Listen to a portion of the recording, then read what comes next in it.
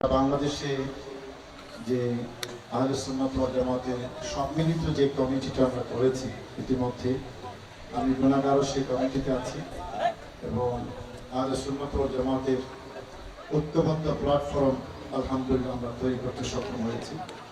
সেই ঐক্যবদ্ধ আহলে সুন্নাতের যে কমিটি গঠিত হয়েছে, সেই কমিটি আল্লামা মুফতি গিয়াসউদ্দিন তাহিরি সাহেব সাংগঠনিক সচিব। তো এটা উনি সাংগঠনিক সচিব হওয়ার পরে অত্র এলাকায় প্রথম মাহফিল আমার। আমরা এলাকাবাসীর পক্ষ থেকে, আমি যেহেতু তাহিরি সাহেবের ওস্তাদও আবার এই এলাকার সন্তানও, আমি এই এলাকার জনগণের পক্ষ থেকে মুফতি গিয়াসউদ্দিন তাহিরি সাহেবকে আমরা অভিনন্দন জানাচ্ছি। আল্লাহ আমাদের সবার এই খেদমত কবুল করেন, সবাই বলুন আমিন।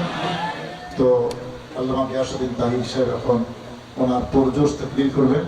আমি আসলে এলাকার সন্তান হিসাবে আমি খুব বেশি যদি আমার জোর না করে আমি লম্বা বক্তব্য আমার বেশি দেই না সাধারণত।